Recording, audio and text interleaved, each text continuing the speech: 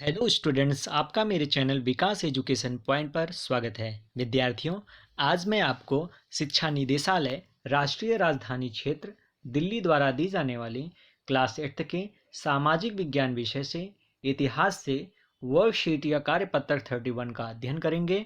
विद्यार्थियों, यह कार्यपत्रक 5 फरवरी 2021 की है। आइए अध्ययन करते हैं।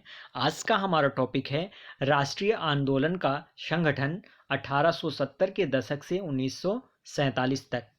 बच्चों, जन राष्ट्रवाद का उदय आज का हमारा टॉपिक है। जन राष्ट्रवाद का उदय 1919 में के बाद अंग्रेजों के खिलाफ चल रहा संघर्ष धीरे धीरे एक जन आंदोलन में तब्दील होने लगा।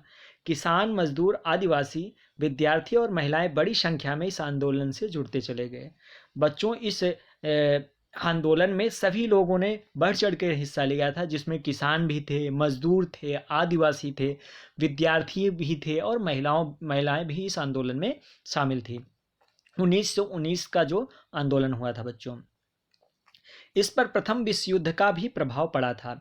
इस युद्ध की वजह से ब्रिटिश भारत सरकार की रक्षा व्यय में भारी इजाफा हुआ था।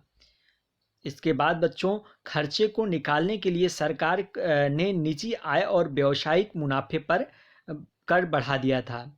बच्चों, सैनिक व्यय में इजाफे और तथा युद्धक आपूर्ति की वजह से ज़रूरी चीज़ों की कीमतों में उछाल आया।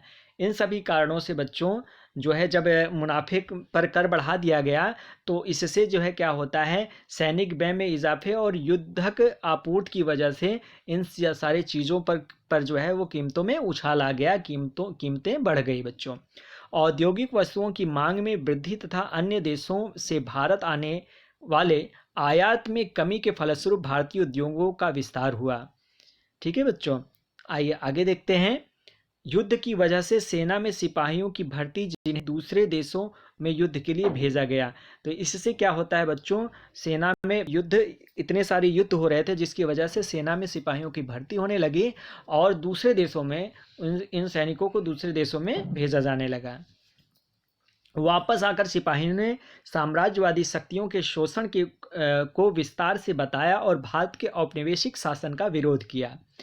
1917 ईस्वी की रूसी क्रांति के कारण किसानों और मजदूरों के संघर्षों के समाचार तथा समाजवादी विचार बड़े पैमाने पर फैलने लगे, जिससे भारतीय राष्ट्रवादियों को नई प्रेरणा मिलने लगी।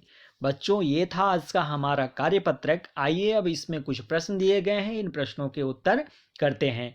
तो पहला प्रश्न है बच्चों, 1919 के पश्चात अंग्रेजों के खिलाफ चल रहा संघर्ष जन आंदोलन क्यों कहलाने लगा? तो इसका हमने शुरू में ही पढ़ा था बच्चों, और हम आपको करके इसका आंसर दिखाएंगे कैसे करना है। नेक्स्ट क्वेश्चन है, भारतीय उद्योगों के विस्तार में प्रथम विश्व युद्ध किस प्रकार सहायक सिद्ध हुआ? और नेक्स्ट क्वेश्चन है, प्रथम विश्व युद्ध और 1947 की रूसी क्रांति ने किस प्रकार भारत के राष्ट्रीय आंदोलन पर प्रभाव डाला? तो इस प्रकार से इन तीनों प्रश्नों का उत्तर आइए बच्चों एक एक करके करते हैं। तो पहले प्रश्न का आंसर है बच्चों, 1919 के बाद अंग्रेजों के खिलाफ चल रहा संघर्ष धीरे धीरे जन आंदोलन में तब्दील होने लगा। किसान, मजदूर, आदिवासी, विद्यार्थी और महिलाएं बड़ी संख्या में इस आंदोलन में जुड़ने लगे।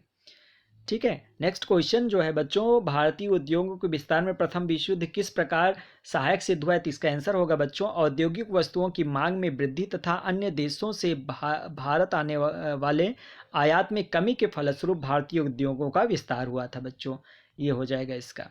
नेक्स्ट क्वेश्चन है, प्रथम विश्व युद्ध और 1917 की रूसी क्रांति ने किस प्रकार भारत के राष्ट्रीय आंदोलन पर प्रभाव डाला? तो इसका आंसर होगा बच्चों, 1917 की रूसी क्रांति के कारण किसानों और मजदूरों के संघर्षों के समाचार और समाजवादी विचार बड़े पैमाने पर फैलने लगे थे, जिससे भारतीय राष्ट्रवादियों को नई प्रेरणा मिलने लगी थी। यह था आज का हमारा कार्यपत्रक बच्चों, कोविड-19 के विरुद्ध लड़ाई में सुरक्षित रहने के लिए हमें मास्क पहनने की आवश्यकता है। धन्यवाद।